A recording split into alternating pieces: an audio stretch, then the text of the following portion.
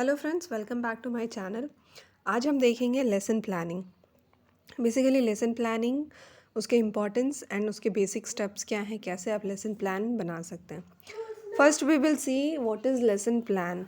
Lesson plan is an outline of important points of a lesson arranged in order in which they are to be presented. Basically जब आप classes में पढ़ाने जाते हैं तो आप एक प्लान तैयार करके जाते हैं कि कौन सा लेसन आपको पढ़ाना है, उसके ऑब्जेक्टिव्स क्या होते हैं, उसके इम्पॉर्टेंट पॉइंट्स क्या हैं, जो भी सीक्वेंस में रहना चाहिए।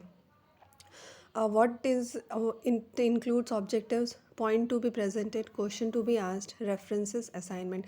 कौन से आपके ऑब्जेक्टिव हैं उस लेसन से रिलेटेड, आपको कौन कौन से पॉइंट प्रेजेंट करने हैं, कैसे क्वेश्चन आपको आस्क करने हैं, what should be your previous आप जो बच्चों के प्रीवियस नॉलेज चेक करेंगे, उस प्रीवियस नॉलेज को चेक करने के लिए what should be your question, references आप कैसे देंगे उस लेसन को स्टार्ट करने के लिए, and after lesson completion what should be the assignments, आप क्या क्या असाइनमेंट उस लेसन से रिलेटेड बच्चों को दे सकते हैं। अब हम देखते हैं importance for planning a lesson. क्यों क्लास में जाने से पहले हमें लेसन की प्लानिंग करनी चाहिए, क्यों ये इम्पॉर्टेंट है। Lesson planning makes the teaching regular, well organised and systematic. Suppose अगर आप किसी चीज़ की प्लानिंग पहले से करके जाते हैं क्लास में, तो वो आपके लिए इजी होता है। आपको उस वक्त पता होता है कि आपको कहाँ से स्टार्ट करना है, कौन से आपके क्वेश्चंस होते हैं, कहाँ से आपको अपने चैप्टर की या अपने लेसन की स्टार्टिंग करनी है, और आप एक सीक्वेंस वाइज में जाते हैं। ये नहीं कि आप पहले क्वेश्चन आंसर करवा दें लेसन की, उसके बाद आप लेसन समझा रहे हैं। सो आप अपनी टीचिंग को रेगुलर रखने के लिए, सिस्टमेटाइज्ड करने के लिए लेसन की प्लानिंग करते हैं। It enhances the self confidence and self reliance of the teacher. अगर टीचर ने पहले से प्लानिंग कर रखी है तो उसके सेल्फ कॉन्फिडेंस में बहुत इंक्रीज़ आप देखेंगे। बट अगर उसे पता नहीं है कि कौन से स्टेप्स को पहले फॉलो करना है और कौन सा स्टेप बाद में आएगा, तो उसके लिए ये प्रॉब्लम आ जाती है कि उसे कहाँ से स्टार्ट करनी है। Next is it facilitates appropriate use of aids of appropriate places. कौन से प्लेस में आपको कौन सा टीचिंग एड यूज़ करना भी है या नहीं करना, चार्ट्स दिखाने, मॉडल्स दिखाने, मैप्स दिखाने हैं, ये अगर आप पहले से प्लानिंग करके रखते हैं तो आपके लिए ये ईजी हो जाता है स्टेप टू स्टेप वाइज अपने एड्स को ज़रूरत करने की। It is economical in term of time as every step has been plan with forethought. Repetition is hence avoided. Suppose अगर हमने प्लानिंग नहीं करी है कि कैसे हमें लेसन प्लान तैयार करना है या कैसे हमें क्लास में पढ़ानी है, तो शायद हम चीज़ों को रिपीट करना स्टार्ट कर दें कि हमने क्या सीक्वेंस में पढ़ाया था, क्या चीज़ों को पढ़ाया, वो हमारे लिए क्लियर नहीं है तो हम बच्चों को भी रिपीटेड वे में पढ़ाने लगे। So it is the economical in terms of time. हमने प्लानिंग पहले से कर ली है तो ये हमारे लिए टाइम सेविंग है। एज एवरी स्टेप, ये हमारे स्टेप्स को भी सीक्वेंस से ले लेता है। Next is it establishes proper connection between different lessons of study, the teaching learning process to be continued in proper way। ये प्रॉपर कनेक्शन बनाता है हमारे दो टॉपिक्स के बीच में। हमें कौन सा लेसन पहले स्टार्ट करना और कौन सा लेसन हमारे लिए बाद में स्टार्ट होना चाहिए, उसके बीच में कनेक्शन डेवलप करता है। Students' interest can be retained by planning suitable activities assignment according to the mental level of the student। हमने जो लेसन तैयार करी है, जो लेसन पढ़ाई है, उसके अकॉर्डिंग हम बच्चों को डिफरेंट एक्टिविटीज़ असाइन कर सकते हैं, उनको असाइनमेंट दे सकते हैं, उनके मेंटल लेवल के अकॉर्डिंग उनको एक्टिविटीज़ करवा सकते हैं। नेक्स्ट हम देखेंगे good lesson plan must contain 3 components. हमारे लेसन प्लान में 3 कंपोनेंट्स होने चाहिए। Number 1 is objectives. Why should this lesson plan be taught. क्यों ये लेसन हम बच्चों को पढ़ा रहे हैं, ये ऑब्जेक्टिव बहुत क्लियर होनी चाहिए। ये लेसन पढ़ाने का ऑब्जेक्टिव क्या है बच्चों को, ये हमारे लिए क्लियर होना चाहिए। Content what should be taught. जब हमारे लिए ये क्लियर है कि ऑब्जेक्टिव क्या होनी चाहिए, तो हमारा कंटेंट भी उसके बाद आता है। What should be the content, क्या हमें बच्चों को पढ़ाना है। और जब हमें पता है कि हमें क्या पढ़ाना है, तो हमारे लिए नेक्स्ट आता है method. Which method should be used to taught. कौन सा मेथड हम यूज़ करते हैं बच्चों को पढ़ाने के लिए, ये हमारे कंटेंट वाइज ही डिसाइड होता है। सपोज़ अगर आप साइंस के सब्जेक्ट पढ़ा रहे हैं तो आप लर्निंग बाय डूइंग करवाएंगे, बच्चा खुद से करके सीख सकता है। आप एक्सपेरिमेंट में ज़्यादा फोकस करेंगे। बट अगर आपके सोशल साइंस के सब्जेक्ट्स हैं तो मे बी आप लेक्चर मेथड भी यूज़ कर सकते हैं। डिपेंड्स ऑन द क्लास, कौन से क्लास को आप पढ़ा रहे हैं और क्या पढ़ा रहे हैं। आई होप कि आपको यहाँ तक क्लियर होगा कि आपके ऑब्जेक्टिव क्या हैं लेसन प्लान बनाने के। नेक्स्ट हम देखेंगे स्टेप्स।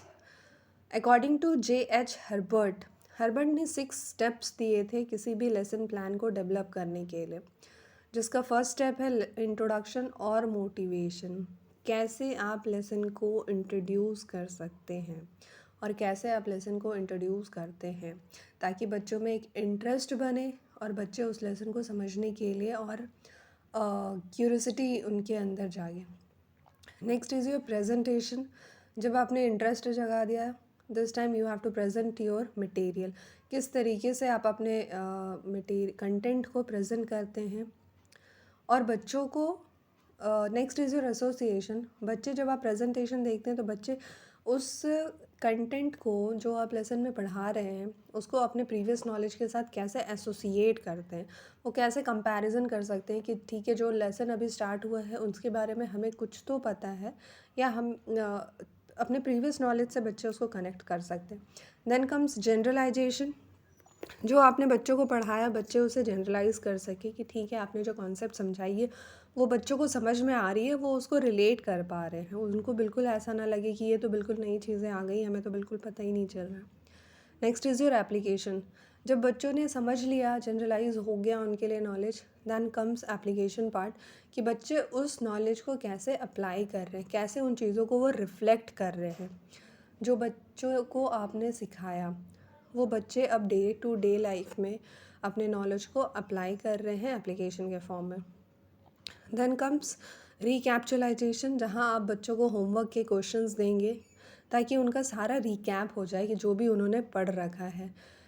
इसलिए हर्बर्ट ने 6 स्टेप्स दिए थे, जिसमें आप first introduction part, then presentation, comparison और association, generalisation, application and रिकैप्चुलाइजेशन।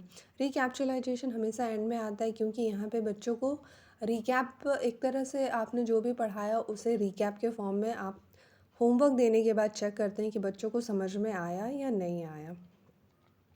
Next हम देखते हैं how to prepare a good lesson. जब आप लेसन बनाते हैं, कौन सा लेसन आपको बनाना है, तो फर्स्ट स्टेप होता है कंसिडर योर ओवरऑल ऑब्जेक्टिव। आप वो लेसन बच्चों को क्यों पढ़ा रहे हैं, बच्चों के लेसन पढ़ाने के पीछे आपका मोटिव क्या है, ऑब्जेक्टिव्स क्या हैं। कंसिडर द ग्रुप, किस ग्रुप के लिए आप लेसन प्रिपेयर कर रहे हैं, कौन से क्लास के बच्चे हैं, कौन से बच्चे हैं, उनको देखकर आप अपने लेसन को प्रिपेयर करेंगे। टाइम अवेलेबल, कितने ड्यूरेशन, टाइम का क्या ड्यूरेशन है आपके लिए, किस ड्यूरेशन के लिए आप लेसन को प्रिपेयर कर रहे हैं।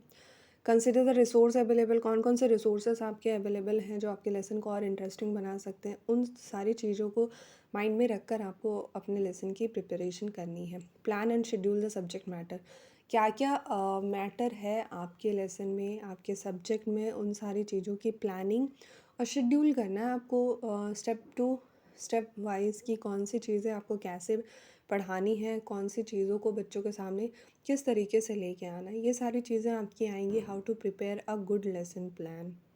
नेक्स्ट हम देखेंगे लेसन प्लान फॉर्मेट। जब भी आप अपने लिए लेसन प्लान बनाएंगे तो फर्स्ट आप लिखेंगे name of the student teacher, जो भी आपका नाम है, नेम ऑफ़ द स्कूल, कौन से स्कूल के लिए आप ये लेसन प्लान तैयार कर रहे हैं, class, subject, topic, date, period and lesson number. Suppose आप क्लास 8 के लिए बना रहे हैं, सब्जेक्ट आपका साइंस है, टॉपिक आपका हीट है, आप उनके लिए डेट मेंशन करेंगे, कौन से पीरियड में आपको क्लास मिली है वो आप मेंशन करेंगे, एंड लेसन नंबर, कौन से लेसन नंबर में है। नेक्स्ट आप देखेंगे method, media, introduction and presentation. आप कौन सा मेथड यूज़ कर रहे हैं, मीडिया आपका क्या है, इंट्रोडक्शन पार्ट में आपने, और प्रेजेंटेशन किस तरीके से किया।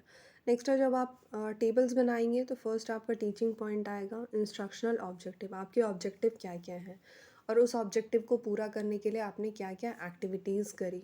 एक्टिविटीज़ में आप जैसे कर सकते हैं कि आपने लेक्चर मेथड यूज़ किया या फिर लर्निंग करवाई, डेमोंस्ट्रेशन मेथड यूज़ किया। और जब ये सारी एक्टिविटी आप कर रहे थे, उस वक़्त स्टूडेंट्स की एक्टिविटी क्या थी? स्टूडेंट क्या कर रहे थे? इसमें आप लिख सकते हैं स्टूडेंट लिसनिंग, दे परफॉर्मिंग वेल।